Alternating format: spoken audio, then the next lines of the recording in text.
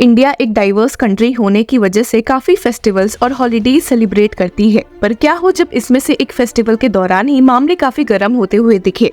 नवरात्रि के फेस्टिवल को लेकर जितनी ही एक्साइटमेंट लोगों में दिखी है, वहीं किसे पता था कि इस फेस्टिवल की वजह से काफी झगड़े भी देखने को मिल सकते हैं। वेस्ट बंगाल में हुए आरजी का रेप केस ने जहां स्टेट में इस फेस्टिवल की चमक में ही कमी ला दी है, वहीं हम बात बीते दिनों सुप्रीम कोर्ट में हुए लॉयर्स वर्सेस लॉयर्स के आर्गुमेंट की कर रहे हैं, जिसने की देश में एक अलग तहलका मचा दिया है। वो भी तब जब सुप्रीम कोर्ट ऑलरेडी नवरात्रि की छुट्टियों में बंद है। सिर्फ यही नहीं बल्कि जुडिशरी के स्टेट को टारगेट करते हुए आखिर सीजेआई डीवाई चंद्रचूड़ को क्या लेटर लिखा गया है, उस पे भी एक नजर डाल लेते हैं। अब नवरात्रि फेस्टिवल से जुड़ी जो कंट्रोवर्सी उठी है, पहले उससे डील कर लेते हैं और कैसे अब रिलीजन पॉलिटिक्स के साथ साथ जुडिशरी में भी एक झगड़े का मुद्दा बन चुका है। तो मामले की शुरुआत हुई थी सुप्रीम कोर्ट के कैंटीन में व्रत का खाना मिलने की वजह से। असल में नवरात्रि के फेस्टिवल को ध्यान में रखते हुए सुप्रीम कोर्ट कैंटीन ने सिर्फ नवरात्रि का खाना मेन्यू में रखा था। जहां इस खबर से कई लॉयर्स खुश दिखे थे, वहीं कुछ पर्टिकुलर सेक्शन ऑफ एडवोकेट्स भड़के हुए नजर आए, ये कहते हुए कि ऐसा पहली बार हुआ है कि सुप्रीम कोर्ट कैंटीन ने सिर्फ एक सेक्शन ऑफ लोगों का सोचकर व्रत का खाना दिया है।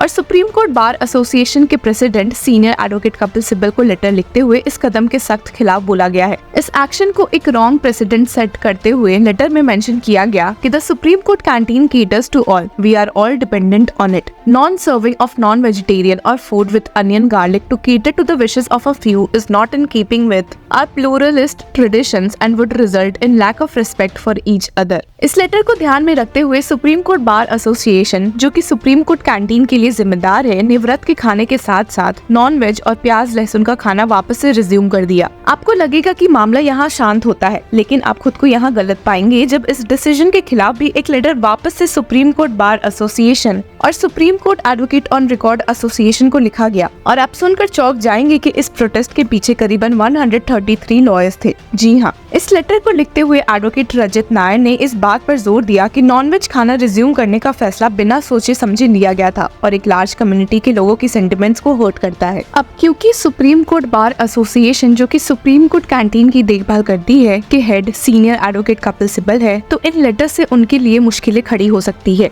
यहाँ पर आपको इंटरेस्टिंग बात ये बता दे कि व्रत का खाना सुप्रीम कोर्ट के सिर्फ एक कैंटीन में सर्व होने का प्लान था और बाकियों में नॉन वेज और अनियन वाला ही खाना मिलने वाला था। इस बात को भी हाईलाइट करते हुए सीनियर एडवोकेट रजत ने पॉइंट आउट किया कि सिर्फ एक कैंटीन में व्रत का खाना सर्व होने की वजह से इतने प्रोटेस्ट कैसे हो सकते हैं, and added no irreparable harm or loss would have happened if for 2 days only 1 out of 6 to 7 canteens functioning in the Supreme Court premises was allowed to serve Navratri food to the members of the bar who were religiously observing the Navratri festival. More so when the other canteens were already serving the normal food on their menu list, having non-veg food and food containing onion, garlic, etc. Supreme court bar association के इस जल्दबाजी के फैसले से lawyers काफी नाराज दिखे थे और उनके इस फैसले पर सवाल उठाते हुए एडवोकेट रजत ने कहा, This practice of passing directions without taking into consideration the sentiments of the other members of the bar, in our opinion, was an act not in keeping with our pluralist traditions, shows intolerance and lack of respect for each other, if not an act of appeasement. अब एक नवरात्र के festival में खाने को लेकर इतना झगड़ा, वो भी लॉयर्स के बीच देखने को मिलेगा, किसे ही पता था। पर वही बार बॉडीज के अलावा एक लेटर सीजेआई डीवाई चंद्रचूड़ को भी लिखा गया है कालकर डूमा कोर्ट एडवोकेट पुनीत तोमर द्वारा। इस लेटर की एक कॉपी दिल्ली के न्यू चीफ जस्टिस मनमोहन को भी भेजी गई है, जिसमें दिल्ली की जुडिशरी पर कई सवाल उठे हैं, रूड जजेस से लेकर लैक ऑफ एडमिनिस्ट्रेटिव स्टाफ और कई ऐसे पॉइंट्स हाईलाइट किए गए हैं जिसने कि सबको शॉक कर दिया है।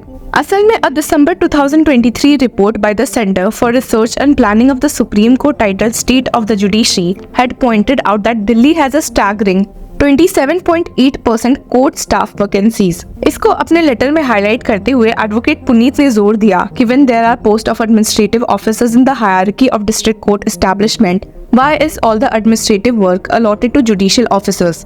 सिर्फ यही नहीं, लैक ऑफ एडमिनिस्ट्रेटर्स के पॉइंट पर उन्होंने आगे ऐड भी किया कि how it is possible that a single stenographer is doing daily order sheets, bail orders, recording evidence, framing of charges, judgments and other miscellaneous work in a daily cause list of around 70 to 80 cases.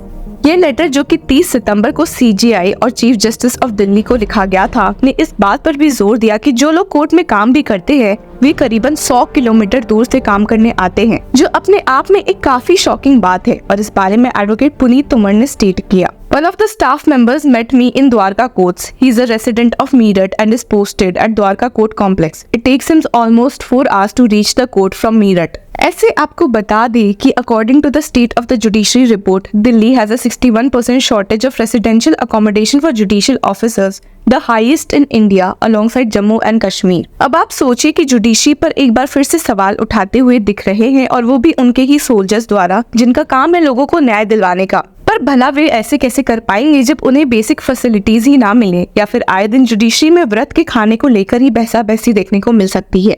अपने letter में advocate रजत ने इस बात पर भी जोर दिया था कि ये मैटर अब हालांकि खत्म हो गया है सिंस सुप्रीम कोर्ट ऑफ पर चली गई है, and added, however, the aforesaid act of taking unilateral action by office bearers of Supreme Court Bar Association, Supreme Court on Record Association, without consulting the remaining members of bar or taking into consideration their sentiments has compelled me to write to your good self to officially register our protest in this regard so that such dissonant incidents do not happen in future.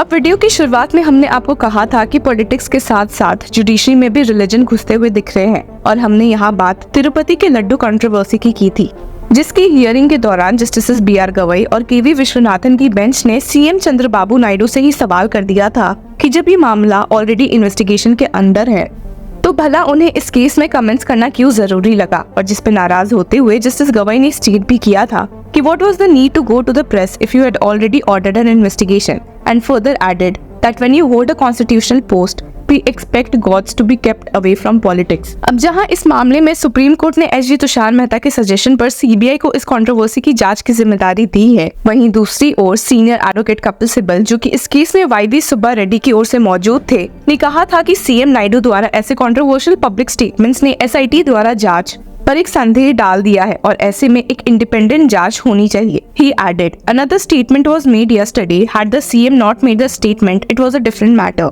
An impartial independent investigation needs to be ordered। हालांकि मामला और बिगड़ गया था जब senior advocate Mukul Rohatgi ने CM Naidu की ओर से मौजूद होते हुए ये क्लेम किया था कि एक प्रॉपर प्रूफ है कि इस लड्डू के घी में पिग फैट यूज हुआ था। He had stated there is absolute proof that lard was used, जिसका पलट जवाब देते हुए सीनियर एडवोकेट सिब्बल ने कहा था कि which report shows this, और वहीं सीनियर एडवोकेट मुकुल रोहतगी ने जब कहा कि एक रिपोर्ट में ये सब लिखा हुआ है तो सीनियर एडवोकेट कपिल सिब्बल भड़क गए और कहा it is vegetable fat and not animal fat at all. The court needs to order an independent probe। इस पॉइंट पर एसजी तुषार मेहता भी कहने पर मजबूर हो गए कि politics is taking over the faith of crores of people. तो देखते हैं कि क्या ऐसी प्रॉब्लम्स आगे जाकर फ्यूचर में वापस से देखने को मिल सकती है या नहीं। Till then keep following law चक्रा।